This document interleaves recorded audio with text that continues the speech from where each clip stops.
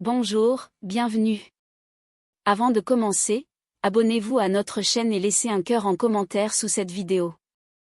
Le soleil de midi frappait l'asphalte brûlant lorsque nous avons décidé de nous arrêter dans une station-service isolée, au milieu d'une autoroute bordée de champs desséchés. Mon mari, calme en apparence, s'est proposé de faire le plein tandis que je descendais pour chercher quelque chose à grignoter. Je me suis dirigée vers la boutique, le cœur léger, persuadé que nous reprenions bientôt notre route vers un week-end romantique tant attendu. Les voitures passaient en rugissant sur la nationale, et la chaleur faisait miroiter l'air, rendant la scène presque irréelle. En poussant la porte de la boutique, j'ai senti un léger frisson courir le long de ma colonne vertébrale, sans savoir pourquoi. Mon esprit, encore bercé par l'idée de vacances, n'a pas perçu les regards étranges que lançaient certains clients à l'extérieur. Rien, à ce moment-là, ne laissait présager que cette pause ordinaire allait bouleverser chaque certitude que j'avais sur ma vie. J'ai parcouru les rayons de la petite boutique climatisée, m'attardant sur des paquets de chips et des barres chocolatées, pendant que la caissière semblait absorbée par un appel au téléphone. Une odeur de café brûlé flottait dans l'air, et j'ai cru entendre un sanglot étouffé venant de l'arrière-boutique, mais je n'y ai pas prêté attention, trop concentré sur le choix de ma boisson. Mon mari m'avait toujours paru attentif et prévenant, et je m'en voulais presque de le faire attendre dehors sous un soleil de plomb. En sortant du rayon des confiseries, j'ai senti un malaise diffus, comme si l'atmosphère s'était subitement chargée d'électricité. J'ai croisé le regard fuyant d'un homme en combinaison de mécanicien, qui m'a fait baisser les yeux instinctivement. Tout semblait étrangement ralenti, comme dans un rêve où l'on presse le danger sans pouvoir l'identifier. Je n'avais aucune idée que cette pause était la dernière de ma vie d'avant. À accent grave peine avais-je posé les articles sur le comptoir qu'une jeune employée, le visage blême et le souffle court, est sortie précipitamment de derrière les rayons. Ses yeux brillaient d'une panique incontrôlée, et elle a agrippé mon bras avec une force surprenante. « Madame, écoutez-moi, vous devez partir maintenant », a-t-elle murmuré d'une voix chevrotante, en jetant des regards affolés vers l'extérieur de la boutique. Je me suis figée, incapable de comprendre le sens de ses paroles, le sang battant à mes tempes. Tout mon corps s'est mis à trembler, un frisson glaçant me traversant comme un éclair. La caissière a baissé la tête pour éviter de croiser mon regard, comme si elle savait quelque chose qu'elle ne voulait pas révéler. Autour de nous, le bruit des portières qui claquaient et des moteurs au ralenti sonnait comme une menace lointaine. L'employé a réitéré, cette fois plus sèchement, me suppliant de la croire sans poser de questions. Ma bouche était trop sèche pour parler et mes pensées se heurtaient comme des vagues en pleine tempête. Je me demandais s'il s'agissait d'une erreur, d'un mauvais film ou d'un canular cruel orchestré par un inconnu.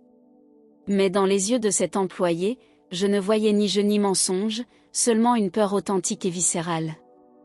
Mon cœur cognait si fort que je l'entendais résonner dans mes oreilles, et chaque seconde me paraissait une éternité. J'ai balbutié quelques mots incompréhensibles tandis qu'elle serrait toujours mon bras, son regard accroché au parking où mon mari faisait semblant de vérifier le réservoir. Dans un éclair de lucidité, j'ai compris que ma vie entière dépendait peut-être de ma décision à cet instant précis. L'air semblait manquer et le sol sous mes pieds devenait soudain glissant comme du verre. J'ai essayé de tirer mon bras de l'emprise de l'employée, persuadée qu'elle se trompait ou qu'elle me confondait avec une autre cliente. Mon esprit refusait d'admettre qu'une telle scène puisse m'arriver, à moi qui croyais vivre un mariage parfait. Pourtant, la terreur dans sa voix et l'urgence de ses gestes m'empêchaient de me rassurer. J'ai jeté un regard rapide par la vitrine et aperçu mon mari, apparemment serein, qui scrutait la boutique comme s'il comptait chaque seconde. La sueur perlait sur mes tempes et descendait le long de mes joues, glaciale malgré la chaleur ambiante. Mes mains se sont mises à trembler si fort que j'ai failli renverser le petit présentoir de chewing-gum devant la caisse. Chaque respiration devenait une épreuve, chaque battement de mon cœur un coup de tonnerre. Je me sentais comme une poupée de porcelaine sur le point d'éclater en 1000 morceaux, tandis que la réalité de la situation s'imposait à moi. Quelque chose de gravissime se tramait et mon mari en était le centre. Mon esprit ressassait nos souvenirs, nos rires, nos projets d'enfants, chaque image se fissurant comme un miroir qu'on brise. Mes jambes semblaient prêtes à céder sous mon poids, mais une part de moi refusait encore d'y croire. Et si cette jeune femme se trompait? Et si tout n'était qu'un affreux quiproquo?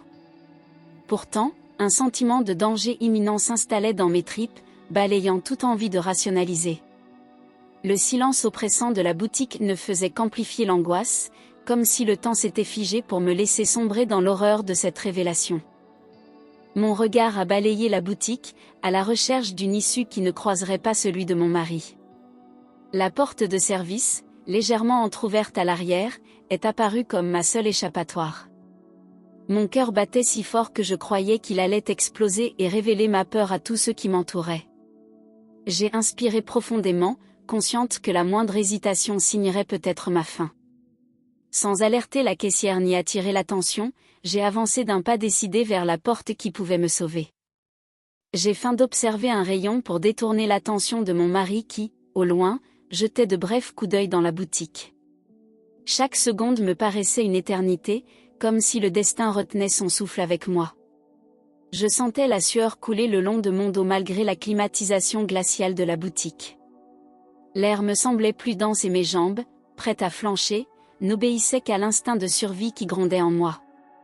Quand j'ai enfin atteint la porte, ma main tremblante a saisi la poignée comme un naufragé s'accroche à une bouée. J'ai poussé la porte avec précaution, veillant à ce qu'elle ne grince pas, et je me suis engouffré dans le couloir de service sombre et étroit. Mon souffle était si bruyant à mes oreilles qu'il me semblait résonner comme une alarme dans le silence oppressant. Je me suis déplacée à pas feutrés, retenant mes sanglots, consciente qu'à chaque instant mon mari pouvait surgir pour m'arracher à ma tentative de liberté. L'odeur de déterge et de plastique me piquait le nez, mais je continuais, guidée par l'adrénaline. Derrière moi, le faible écho de la boutique se faisait de plus en plus lointain, comme un passé qui s'éteignait. En poussant une seconde porte, j'ai débouché derrière la station, face à un terrain vague envahi de mauvaises herbes. La chaleur extérieure m'a frappé comme un coup de massue, contrastant brutalement avec l'air conditionné que je venais de quitter. Je me suis précipitée vers un bosquet d'arbres rachitiques, les branches me griffant le visage tandis que je m'y enfonçais. Chaque pas m'éloignait un peu plus de mon ancienne vie et de celui que je croyais être mon mari. Je savais que je n'avais plus de retour possible et que désormais, ma seule option était la fuite. Dans le petit bois à l'arrière de la station, l'ombre rare des arbres m'offrait un refuge précaire contre le soleil écrasant et la panique qui menaçait de me submerger. Je me suis effondrée derrière un tronc, tentant de reprendre mon souffle, mais mes sanglots montaient déjà, incontrôlables. Mes mains tremblaient tellement que je n'arrivais même pas à fouiller correctement mon sac pour y trouver mon téléphone. Chaque bruit de moteur sur la route me faisait tressaillir, convaincu qu'il s'agissait de mon mari à ma poursuite. L'air paraissait trop sec, comme s'il m'étouffait peu à peu. Je savais que je devais agir vite, mais mon esprit était noyé par un flot d'images confuses, notre mariage, nos voyages, ses sourires, tous devenus soudain des souvenirs toxiques. Mes doigts ont enfin saisi le téléphone, mais j'ai mis plusieurs secondes avant de réussir à composer un numéro, tant ma vue était brouillée par les larmes. Je n'avais qu'un seul espoir, joindre quelqu'un qui pourrait comprendre la gravité de ce que je vivais et m'aider. Le silence autour de moi n'avait jamais paru aussi inquiétant, chaque craquement de branche devenant une menace invisible. Ma survie dépendait désormais de cet appel désespéré. Mes doigts tremblaient si violemment que j'avais du mal à appuyer sur les touches de mon téléphone, chaque chiffre paraissant glisser sous mes yeux embués de larmes. J'ai finalement réussi à composer le numéro de ma sœur, ma seule confidente, et quand elle a décroché, un flot de sanglots m'a coupé la voix. Ma gorge était serrée, aucun mot clair ne voulait sortir, mais elle a compris immédiatement qu'un danger mortel me guettait. Sa voix paniquée me demandait où j'étais, et je me suis forcée à articuler entre deux hoquets le nom de la station et quelques repères. Le son rassurant de sa promesse d'arriver vite m'a donné un semblant d'espoir, comme une bouée dans un océan déchaîné. Je me suis recroquevillée derrière l'arbre, serrant le téléphone contre ma poitrine comme un talisman, le souffle court, chaque bruit me semblant annoncer la fin. Le vent faisait craquer les branches au-dessus de moi, et je croyais voir la silhouette de mon mari à chaque mouvement d'ombre. La terreur me paralysait, mais la pensée que ma sœur était en route m'empêchait de sombrer totalement. J'ai senti mes forces m'abandonner, mais j'ai refusé de fermer les yeux, déterminée à rester consciente jusqu'à ce qu'elle arrive. L'attente me paraissait interminable, chaque seconde me rapprochant du précipice de la folie. À accent grave, ma grande surprise, l'employé qui m'avait aidé à fuir est apparu au bord du bois, essoufflé mais déterminé, jetant des regards nerveux vers la station. Elle s'est accroupie près de moi, d'une voix haletante, m'a révélé que mon mari n'était pas celui que je croyais, mais un homme recherché pour des actes de violence et suspecté de plusieurs disparitions. Ces mots me transperçaient comme des lames glacées, chaque phrase détruisant un morceau des souvenirs que j'avais chéris. Je voyais ses yeux, emplis d'une frayeur authentique, refléter le danger imminent qui me guettait. Elle m'a supplié de ne surtout pas revenir sur mes pas, sous peine de ne plus jamais en sortir vivante. Elle m'a expliqué que mon mari avait déjà échappé à la police à plusieurs reprises, changeant de nom, de vie, de visage pour mieux se dissimuler. Ces révélations faisaient voler en éclats le puzzle de mon existence, transformant chaque souvenir tendre en mensonge monstrueux. Je sentais mon cœur battre si vite qu'il me donnait la nausée, l'air semblait irrespirable tant ma peur prenait toute la place. L'employé, terrifié, m'a décrit les rumeurs qui couraient sur lui, des histoires de femmes disparues dans des circonstances similaires. Son récit glaçant m'a convaincu qu'il n'y avait plus de doute, je vivais avec un prédateur. Chaque mot de l'employé résonnait dans ma tête comme une sentence irrévocable, détruisant les bases de ma vie et m'enfermant dans une spirale d'effroi. Mon esprit refusait d'assimiler que l'homme qui me tenait tendrement la main quelques heures plus tôt était en réalité un fugitif dangereux. Mes souvenirs les plus heureux prenaient la couleur d'un cauchemar éveillé, chaque sourire, chaque baiser devenant un indice que je n'avais pas su voir. Les images de nos anniversaires et de nos projets communs défilaient comme des scènes d'un film d'horreur. Mes jambes se sont mises à trembler au point de m'empêcher de tenir debout, et je me suis assise contre le tronc, anéantie. Le poids de la vérité m'écrasait, rendant chaque respiration plus difficile, comme si mes poumons refusaient d'accepter l'air empoisonné par la trahison. Je me demandais comment j'avais pu vivre si longtemps dans l'ignorance, partagée entre la honte de n'avoir rien soupçonné et la peur viscérale d'être sa prochaine victime. Le ciel au-dessus de moi semblait s'assombrir, comme si le monde entier se liguait pour m'ensevelir sous cette révélation insupportable. Je n'avais plus la force de pleurer, seulement celle de rester consciente et d'attendre que ma sœur arrive pour m'arracher à ce cauchemar. À cet instant, j'ai compris que rien ne serait plus jamais comme avant. Le choc passé, un instinct primaire s'est emparé de moi, balayant la torpeur qui m'avait figé pour laisser place à une lucidité glaciale. Je savais que chaque minute comptait et que rester immobile me condamnait à une mort certaine entre les mains de mon mari. Je me suis forcée à respirer profondément, à calmer le tremblement de mes mains pour réfléchir à un plan de fuite. Mon esprit passait en revue les routes possibles, les cachettes, chaque détail de la station et de ses environs devenant une information vitale. J'étais déterminée à survivre coûte que coûte, même si cela signifiait abandonner tout ce que j'avais aimé. Je me suis relevée avec précaution, évitant de faire craquer les brindilles sous mes pieds, les sens en alerte comme ceux d'un animal traqué. Chaque oiseau qui s'envolait au-dessus de moi me faisait sursauter, chaque voiture sur la route me paraissait être la sienne. J'ai vérifié que mon téléphone était bien en mode silencieux, priant pour que ma sœur n'ait aucun retard. L'idée qu'il puisse me surprendre avant son arrivée m'était insupportable, comme une main glacée serrant ma gorge. J'ai répété mentalement ce que je devais dire à la police, consciente que mon témoignage pourrait sceller le destin de ce monstre. Au loin, j'ai entendu une voix que je connaissais trop bien résonner dans le silence pesant du bois, mon nom hurlé avec une colère qui m'a glacé le sang. Le ton de mon mari n'avait plus rien de rassurant, chaque syllabe portait la menace d'une violence à peine contenue. Je savais qu'il comprenait déjà que quelque chose clochait, et cette certitude décuplait ma terreur. Mon cœur battait à un rythme affolant, chaque battement me donnant l'impression que j'allais perdre connaissance. Je me suis recroquevillée encore plus derrière l'arbre, espérant que l'obscurité et le feuillage me protégeraient. Sa voix se rapprochait, passant du calme trompeur à une fureur explosive, comme si chaque pas augmentait sa rage de ne pas me trouver. Je percevais le bruit de ses pas sur le gravier, lourd et menaçant, et je retenais ma respiration pour qu'il ne m'entende pas. Le moindre éternuement, le plus petit mouvement pouvait me trahir et sceller mon sort. J'avais l'impression d'être un animal aux abois, prête à bondir ou à courir si la situation dégénérait. Chaque seconde d'attente rallongeait l'angoisse, comme si le temps lui-même se plaisait à me torturer. Au moment où je commençais à perdre espoir, le crissement de pneus sur le gravier a retenti, attirant toute mon attention et celle de mon mari. Une voiture blanche est apparue au bout du chemin, ses phares balayant les arbres et projetant des ombres fantomatiques autour de nous. J'ai reconnu la silhouette de ma sœur au volant, sa main tambourinant frénétiquement sur le klaxon pour me signaler de courir.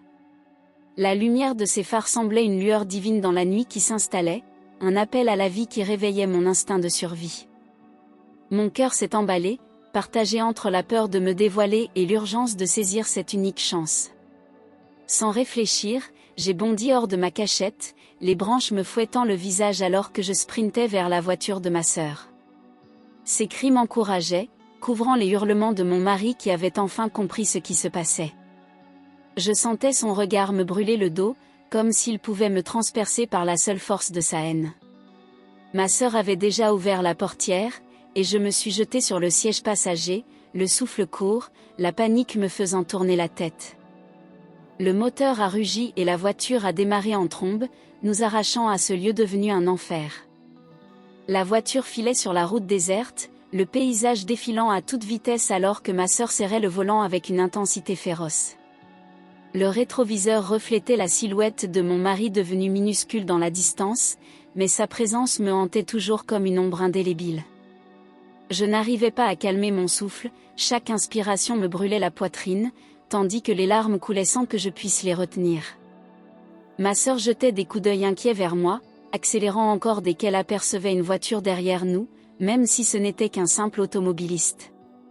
Chaque virage prenait des allures de course contre la mort, le silence entre nous lourd de questions qu'aucune n'osait poser pour l'instant. Le moteur gémissait sous l'effort, les phares éclairaient la route étroite comme une ligne de vie fragile au milieu de la nuit naissante. Je sentais mes jambes engourdies, mon esprit vidé par la peur et l'adrénaline qui continuaient de marteler mes veines. Ma sœur a murmuré qu'il fallait gagner la ville la plus proche pour être en sécurité, sa voix tremblante trahissant sa propre terreur. Chaque panneau indiquant les kilomètres restants devenait une lueur d'espoir, mais aussi une éternité à franchir sous la menace qu'il puisse surgir derrière nous. J'étais convaincue que si nous nous arrêtions, ce serait la fin, et je priais pour que le destin nous accorde cette maigre chance de survie. Quand la ville est apparue à l'horizon, avec ses lumières diffuses et son balai de voitures, j'ai senti un léger relâchement dans mes muscles, comme si la civilisation pouvait nous protéger de ce cauchemar. Sur le parking d'un petit supermarché encore ouvert, ma sœur a coupé le moteur et m'a serré dans ses bras, ses larmes se mêlant aux miennes. Sa voix brisée a lâché une confession inattendue, elle avait toujours ressenti quelque chose de malsain chez mon mari, une atmosphère pesante qu'elle n'avait jamais osé évoquer de peur de me blesser. Ces mots m'ont transpercé, ravivant la douleur d'avoir été aveugle alors que ceux qui m'aimaient voyaient la vérité. Je comprenais que l'amour peut parfois rendre sourd aux signaux les plus évidents. Je revoyais chaque moment passé avec lui à la lumière de ce que ma sœur venait d'avouer, et tout prenait un sens sinistre, ses absences inexpliquées, ses accès de colère soudains, ses mensonges déguisés en maladresse. Mon esprit était assailli par un tourbillon de souvenirs devenus preuve de sa duplicité, chaque détail s'emboîtant comme un puzzle macabre. Ma sœur sanglotait, répétant qu'elle s'en voulait de ne pas m'avoir prévenu plus tôt, mais je savais qu'aucune de nous ne pouvait imaginer un scénario aussi monstrueux. Nous étions prisonnières d'un passé qui nous déchirait et d'un présent où la peur dictait chacun de nos gestes. La certitude que nous n'étions pas encore hors de danger planait comme un nuage noir au-dessus de notre voiture immobile. Le lendemain matin, après une nuit d'insomnie où chaque bruit nous faisait sursauter, nous avons pris la route pour le cabinet d'un avocat spécialisé dans la protection des victimes de violences conjugales. Son bureau exhalait une odeur rassurante de cuir et de café froid, et son regard grave m'a convaincu que j'avais enfin trouvé un allié pour affronter l'horreur. Il m'a écouté sans m'interrompre, notant chaque détail de ma fuite, chaque indice sur le comportement de mon mari, chaque menace. Sa voix posée m'a expliqué les démarches à suivre pour porter plainte et demander une protection judiciaire, comme si ces mots pouvaient reconstruire un semblant d'ordre dans mon chaos. Je buvais chacune de ces paroles comme une bouffée d'oxygène, m'accrochant à la conviction que la justice pouvait encore triompher. L'avocat a rapidement contacté les autorités pour déclencher un signalement national, me promettant de faire tout son possible pour que mon mari soit arrêté avant qu'il ne puisse frapper de nouveau. Je sentais un mélange de soulagement et de terreur, soulagement de ne plus être seule, terreur que tout cela ne suffise pas à me mettre à l'abri. Ma sœur serrait ma main avec une force nouvelle, comme si notre lien se consolidait dans cette épreuve. Je savais qu'il nous faudrait du courage pour affronter les jours à venir, mais la perspective de le voir un jour derrière les barreaux me donnait enfin un but. Pour la première fois depuis ma fuite, j'ai senti une lueur d'espoir naître dans les ténèbres. Quelques heures après notre premier rendez-vous, l'avocat est revenu vers nous avec un visage encore plus grave, un dossier épais à la main. Il avait découvert que mon mari possédait plusieurs fausses identités, chacune liée à des villes et des vies différentes, comme un caméléon se fondant dans de nouveaux décors. Les informations collectées montraient qu'il avait déjà été recherché dans 2 pays voisins pour des faits similaires, manipulation, violence et disparition inexpliquées. Chaque ligne de ce dossier me donnait le vertige, comme si je tombais dans un gouffre sans fond où chaque révélation me renvoyait à ma naïveté. Mon sang se glaçait en comprenant que j'avais vécu aux côtés d'un homme qui n'existait pas vraiment. L'avocat m'a expliqué que grâce à ses contacts, il avait pu confirmer l'implication d'Interpol dans les recherches, ce qui transformait mon affaire en un dossier international. Les photos de ses anciens passeports posaient devant moi le visage familier de mon mari, décliné sous d'autres noms, d'autres coiffures, d'autres sourires glaçants. Mon esprit se refusait à accepter l'ampleur de sa double vie, mais je n'avais plus le luxe de l'incrédulité. Les détails de ses crimes passés, les témoignages d'autres victimes disparues ou terrorisées, dressaient le portrait d'un prédateur sans remords. Je comprenais que seule la loi, si elle agissait vite, pouvait m'éviter de finir comme celle qui n'avait jamais été retrouvée. Sur les conseils de l'avocat, la police a été alertée en urgence pour organiser une intervention rapide et tenter d'arrêter mon mari avant qu'il ne disparaisse à nouveau. Les agents ont quadrillé la station-service et ses environs, interrogeant les employés et les clients de passage, cherchant la moindre trace de sa présence récente. Mais lorsque la police a pénétré dans le motel voisin où il aurait pu se cacher, ils n'y ont trouvé qu'une chambre vide, encore imprégnée de son odeur de tabac et de son parfum. Tout indiquait qu'il avait quitté les lieux quelques heures avant leur arrivée, comme s'il avait anticipé chaque mouvement de ses poursuivants. La frustration et la peur ont immédiatement ressurgi en moi, me rappelant qu'il était toujours libre, quelque part, et probablement déterminé à revenir. Les enquêteurs ont élargi les recherches aux routes alentours et aux caméras de surveillance des stations-service voisines, mais chaque fois, ils semblaient s'évaporer sans laisser de traces tangibles. Mon esprit était déchiré entre l'espoir de sa capture et la terreur qu'il frappe avant d'être retrouvé.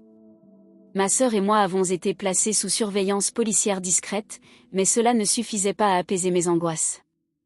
Je redoutais qu'il soit déjà à l'affût, prêt à surgir pour me punir de l'avoir défié et trahi. La police m'a rassuré en promettant de poursuivre les recherches sans relâche, mais au fond de moi, je savais que la course contre la montre était loin d'être terminée. Les jours qui ont suivi se sont transformés en un cauchemar éveillé, chaque heure allongeant l'angoisse et l'impression d'être une proie traquée. Ma sœur et moi vivions recluses chez elle, les volets constamment fermés, un sac d'affaires prêt à partir en urgence posé près de la porte. La nuit, je sursautais au moindre bruit, persuadé qu'il venait forcer l'entrée pour m'arracher de mon refuge. Je passais des heures immobiles, l'oreille collée au mur, écoutant les craquements de la maison comme s'ils pouvaient annoncer sa présence. Chaque son devenait une alarme, chaque silence, un piège. Le jour, je guettais la rue depuis l'entrebâillement d'un rideau, surveillant les voitures inconnues, les passants qui ralentissaient devant la maison, imaginant qu'ils pourraient être déguisés pour tromper notre vigilance. La paranoïa me rongeait, me volait le sommeil et la raison, me poussant parfois à douter même de ceux qui cherchaient à m'aider. Les appels de la police pour me tenir informé devenaient des lueurs d'espoir aussi brèves qu'insuffisantes. Ma sœur tentait de me rassurer avec des mots réconfortants, mais son propre visage blême trahissait son épuisement et sa peur. Nous étions devenus des prisonnières volontaires, otages d'un homme qui n'avait pas besoin de murs pour nous enfermer dans la terreur. Une nuit où l'orage grondait au loin, un bruit sec m'a arraché à mon sommeil déjà fragile, le son glaçant d'une vitre qui se brise résonnant dans toute la maison. Mon sang s'est figé et j'ai attrapé ma sœur, la tirant hors du lit pour l'emmener se cacher dans la salle de bain verrouillée. Nos respirations saccadées emplissaient la pièce exiguë alors que nous collions nos oreilles contre la porte, écoutant le moindre mouvement suspect. J'ai envoyé un message d'alerte à la police, mes doigts glissant sur l'écran à force de trembler. Chaque seconde paraissait durer une éternité, l'adrénaline me paralysant autant qu'elle me maintenait lucide. Des pas lourds se sont fait entendre dans le couloir, se rapprochant dangereusement de notre cachette, le parquet grinçant sous un poids familier qui faisait battre mon cœur comme un tambour. Je me revoyais dans la station-service, la peur revenant avec une intensité décuplée, me rappelant que cet homme savait toujours où frapper.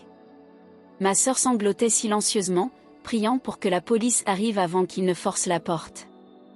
Je posais une main sur sa bouche pour l'aider à étouffer ses cris, le regard rivé sur la poignée qui bougeait légèrement. La terreur nous enveloppait comme une chape de plomb, nous laissant à peine le courage de respirer. Quelques minutes plus tard, des gyrophares ont éclairé les murs de la maison et le hurlement des sirènes a fendu la nuit, provoquant le départ précipité de l'intrus dont la silhouette s'est échappée par la fenêtre brisée. La police, entrée arme au poing, a fouillé chaque pièce avant de confirmer que nous étions saines et sauves, mais que l'homme avait pris la fuite quelques secondes avant leur arrivée. Les images des caméras de surveillance du quartier ont permis de confirmer qu'il s'agissait bien de mon mari, capuché mais reconnaissable à sa démarche et à sa stature. Savoir qu'il avait été si proche, prêt à nous atteindre, me donnait des sueurs froides incontrôlables. L'angoisse s'était transformée en certitude, il n'abandonnerait pas tant qu'il n'aurait pas eu ce qu'il voulait. Les policiers nous ont recommandé de quitter immédiatement la maison pour un endroit tenu secret, convaincus que notre position était compromise et que rester sur place signifiait nous exposer davantage. Les agents ont assuré notre transfert dans une voiture banalisée, l'atmosphère tendue rythmée par les ordres brefs échangés par radio. Ma sœur et moi étions recroquevillés sur la banquette arrière, les mains serrées jusqu'à nous faire mal, le regard vide fixé sur la route déserte. Chaque phare croisé sur l'autoroute faisait naître la peur qu'ils nous suivent, tapis dans l'ombre, patients et prêts à frapper. J'avais l'impression d'être prise dans un labyrinthe sans issue, où chaque détour menait invariablement à la même menace.